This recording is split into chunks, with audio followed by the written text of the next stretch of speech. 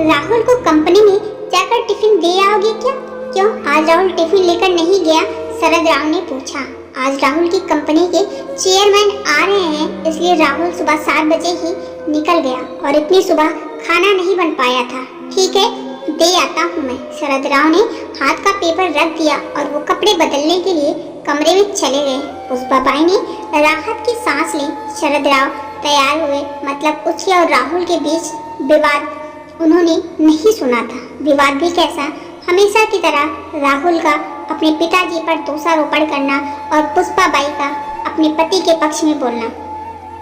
विषय भी वही, हमारे पिताजी ने हमारे लिए क्या किया, मेरे लिए क्या किया है मेरे बाप ने। माँ, मेरे मित्र के पिताजी भी शिक्षक थे, पर देखो उन्होंने कितना बड़ा बंगला बना लिया। नहीं तो एक ये हमारे पापा अभी भी हम किराए के मकान में ही रह रहे हैं। राहुल, तुझे मालूम है कि तुम्हारे पापा घर में बड़े हैं और 2 बहनों और 2 भाइयों की शादी का खर्चा भी उन्होंने उठाया था। सिवाय इसके तुम्हारी बहन की शादी का भी खर्चा उन्होंने ही किया था। अपने गांव की जमीन की कोर्ट कचहरी भी लगी ही रही। ये सारी जवाबदारियां किसने उठाई? क्या उपयोग हुआ इसका? उनके भाई बहन बंगलों में रहते हैं। कभी भी उन्होंने सोचा कि हमारे लिए जिस भाई ने इतने कष्ट उठाए उसने एक छोटा सा मकान भी नहीं बनाया, तो हम उन्हें एक मकान बनाकर दे दें। एक क्षण के लिए पुष्पाबाई की आंखों भर आई। क्या बताएं अपने जन्म दिए पुत्र को बाप ने क्या किया मेरे लिए, पूछ रहा है। फिर बोली, तुम्हारे पापा ने अपना कर्तव्य निभाया, भाई बहनों से कभी कोई आशा नहीं रखी। राहुल मूर्खों जैसी बात करते हुए बोला। अच्छा वो ठीक है, उन्होंने हजारों बच्चों की ट्यूशन्स ली, यदि उनसे फीस ले लेते तो आज पैसों में खेल रहे होते। आजकल के क्लासेस वालों को देखो, इंपोर्टेड गाड़ियों में घूमते हैं। या तुम सच बोल रहे हो? परंतु तुम्हारे पापा का तत्व था ज्ञान दान का पैसा नहीं लेना। उनके इन्हीं तत्वों के कारण उनकी कितनी प्रसिद्धि हुई और कितने पुरस्कार मिले, उसकी कल्पना है तुझे? ये सुनते ही राहुल एकदम नाराज हो गया। क्या चाटना है उन पुरस्कारों को? उन पुरस्कार से घर थोड़े ही बनते आएगा, पड़े हैं धूल खाते हुए, कोई नहीं पूछता उनको। इतने में दरवाजे पर दस्तक सुनाई दी। राहुल ने दरवाजा खोला तो शरद राव खड़े थे। पापा ने उनका बोलना तो नहीं सुना, इस डर से राहुल का चेहरा उतर गया। परंतु शरद राव बिना कुछ बोले अंदर चले गए और वह बात वहीं खत्म हो गई। ये था पुष्पाबाई और राहुल का कल का झगड़ा। पर आज शरद राव ने टिफिन साइकिल को अटकाया और तपती धूप में औद्योगिक क्षेत्र के राहुल की कंपनी के लिए निकल पड़े। 7 किलोमीटर दूर कंपनी तक पहुंचते पहुंचते उनका दम फूल गया था। कंपनी के गेट पर सिक्योरिटी गार्ड ने उन्हें रोक दिया। राहुल, पाटिल साहब का टिफिन देना है, अंदर जाऊं क्या? अभी नहीं साहब, आए हुए हैं, गार्ड बोला। चेयरमैन साहब आए हुए हैं, उनके साथ मीटिंग चल रही है, किसी भी क्षण वो मीटिंग खत्म कर आ सकते हैं, तुम बाजू में ही रहिए। चेयरमैन साहब को आप दिखना नहीं चाहिए। शरद राव थोड़ी दूरी पर धूप में ही खड़े रहे। आसपास कहीं भी छांव नहीं थी। थोड़ी देर बोलते बोलते 1 घंटा निकल गया। पाँव में दर्द उठने लगा था, इसलिए शरद राव वहीं एक तप्त पत्थर पर बैठने लगे। तभी गेट की आवाज हुई, शायद मीटिंग खत्म हो गई होगी। चेयरमैन साहब के पीछे पीछे कई अधिकारी और उनके साथ राहुल भी बाहर आया। उसने अपने पिताजी को वहां खड़े देखा तो मन ही मन नाराज हो गया। चेयरमैन साहब कार का दरवाजा खोलकर बैठने ही वाले थे तो उनकी नजर शरद राव की ओर उठ गई। कार में न बैठते हुए वो वैसे ही बाहर खड़े रहे। वो सामने कौन खड़ा है? उन्होंने सिक्योरिटी गार्ड से पूछा। अपने राहुल सर के पिताजी हैं, उनके लिए खाने का टिफिन लेकर आए हैं, गार्ड ने कमकपाती आवाज में कहा। बुलाइए उनको। जो नहीं होना था वह हुआ। राहुल के तन से पसीने की धाराएं बहने लगी। क्रोध और डर से उसका दिमाग सुन्न हुआ जान पड़ने लगा। गार्ड की आवाज देने पर शरद राव पास आए। चेयरमैन साहब आगे बढ़े और उनके समीप गए। आप पाटिल सर हैं ना? TN हाई स्कूल में शिक्षक थे। हाँ, आप कैसे पहचानते हो मुझे? कुछ समझने के पहले ही चेयरमैन साहब ने शरद राव के चरण छुए। सभी अधिकारी और राहुल वो दृश्य देखकर अचंभित रह गए। सर, मैं अति सतीश अग्रवाल तुम्हारा विद्यार्थी, आप मुझे घर पर पढ़ाने आते थे। हाँ हाँ, याद आया। बाप रे, बहुत बड़े व्यक्ति बन गए आप तो। चेयरमैन हंस दिए, फिर बोले, सर आप यहाँ धूप में क्या कर रहे हैं? आइए अंदर चलते हैं, बहुत बातें करनी है आपसे।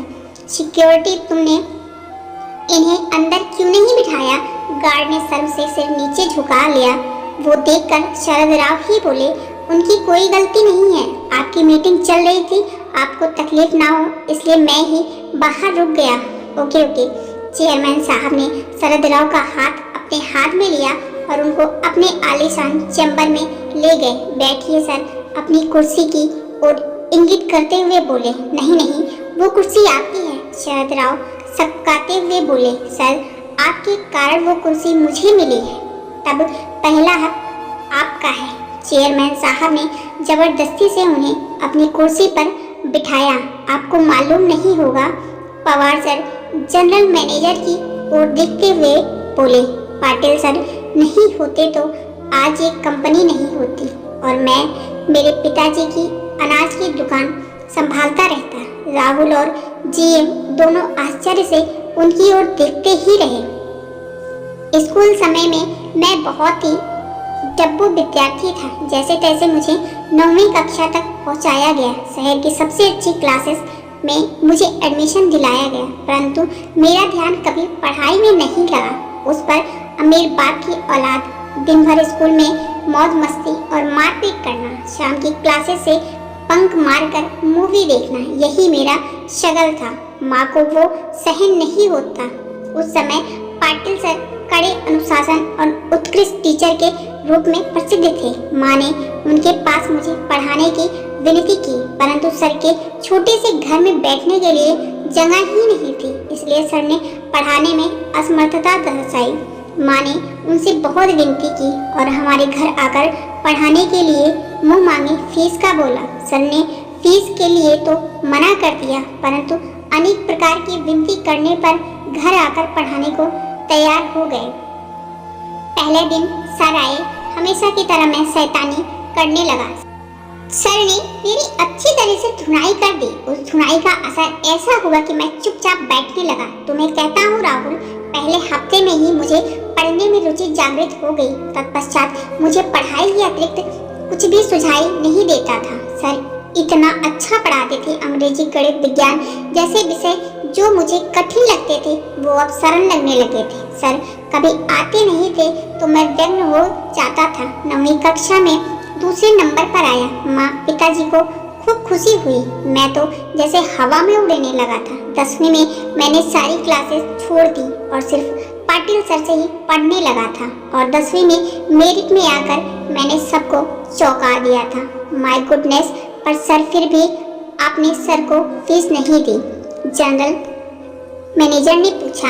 मेरी माँ पिताजी के साथ में सर के घर पेड़े लेकर गया। पिताजी ने सर को 1 लाख रुपए का चेक दिया। सर ने वो नहीं लिया। उस समय सर क्या बोले वो मुझे आज भी याद है। सर बोले, मैंने कुछ भी नहीं किया, आपका लड़का भी बुद्धिमान है। मैंने सिर्फ उसे रास्ता बताया और मैं ज्ञान नहीं बेचता, मैं वो दान देता हूँ। बाद में मैं सर के मार्गदर्शन में ही 12वीं में पुनः मेरिट में आया।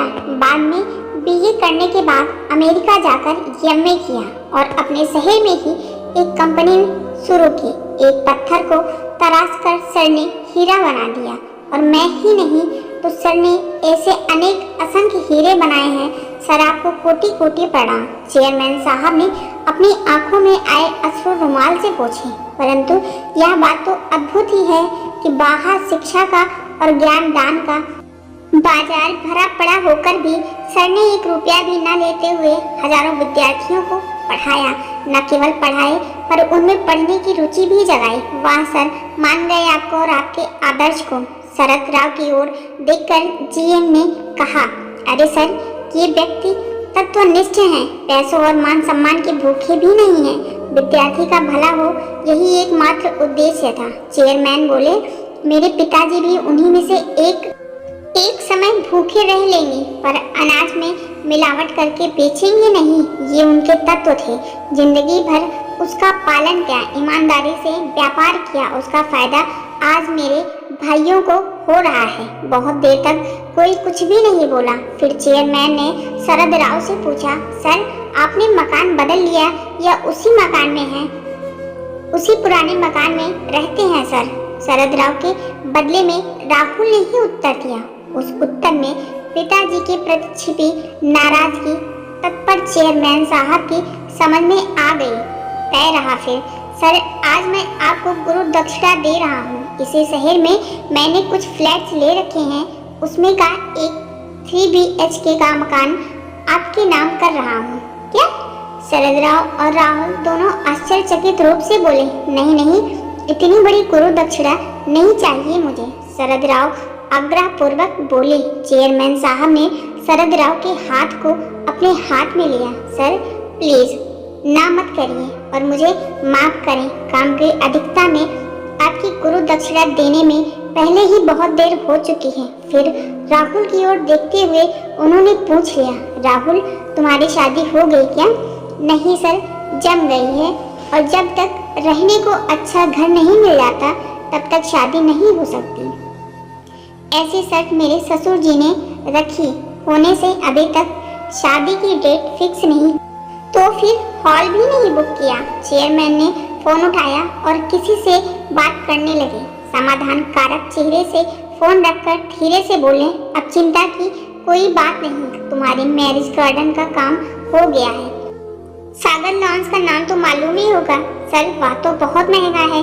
अरे तुझे कहाँ पैसे चुकाने हैं? सर के सारे विद्यार्थी सर के लिए कुछ भी कर सकते हैं। सर के बस एक आवाज देने की बात है, परंतु सर तत्वनिष्ठ हैं, वैसा करेंगे भी नहीं। इस लॉन्स का मालिक भी सर का एक ही विद्यार्थी है। उसे मैंने सिर्फ बताया, सिर्फ हॉल ही नहीं, भोजन सहित संपूर्ण शादी का खर्चा उठाने की भी जिम्मेदारी ली है उसने। तुम केवल तारीख बताओ और सामान लेकर जाओ। बहुत बहुत धन्यवाद सर। राहुल अत्यधिक खुशी से हाथ जोड़कर बोला, धन्यवाद मुझे नहीं, तुम्हारे पिताजी को दो राहुल, ये उनकी पुण्याई हैं। और मुझे एक वचन दो राहुल, सर के अंतिम सांस तक तुम उन्हें अलग नहीं करोगे और उन्हें कोई दुख भी नहीं दोगे। मुझे जब भी मालूम चला कि तुम उन्हें दुख दे रहे हो तो न केवल इस कंपनी से लात मारकर भगा दूंगा, परंतु पूरे महाराष्ट्र भर के किसी भी स्थान पर नौकरी करने लायक नहीं छोड़ूंगा। ऐसी व्यवस्था कर दूंगा। चेयरमैन साहब कठोर शब्दों में बोले, नहीं सर, मैं वचन देता हूँ, वैसा कुछ भी नहीं होगा। राहुल हाथ जोड़कर बोला। शाम को जब राहुल घर आया तब शरद राव किताब पढ़ रहे थे। पुष्पाबाई पास ही सब्जी काट रही थी। राहुल ने बैग रखी और शरद राव के पाँव पकड़कर बोला, पापा मुझसे गलती हो गई, मैं आपको आज तक गलत समझता रहा। मुझे पता नहीं था पापा आप इतने बड़े व्यक्तित्व लिए हो। शरद राव ने उसे उठाकर अपने सीने से लगा लिया। अपना लड़का क्यों रो रहा है? पुष्पाबाई की समझ में नहीं आ रहा था, परंतु कुछ अच्छा घटित हुआ है, इसलिए पिता पुत्र में प्यार उमड़ रहा है। ये देखकर उनके नैनों से भी कुछ बूंदें गाल पर लुढ़क आईं। कृपया अपने पिताजी से कभी यह ना कहें कि आपने मेरे लिए किया ही क्या है। जो भी कमाना हो वो स्वयं अर्जित करें। जो शिक्षा और संस्कार उन्होंने तुम्हें दिए हैं वही कमाने के लिए पथ प्रदर्शक रहेंगे। कहानी पूरी देखने के लिए धन्यवाद।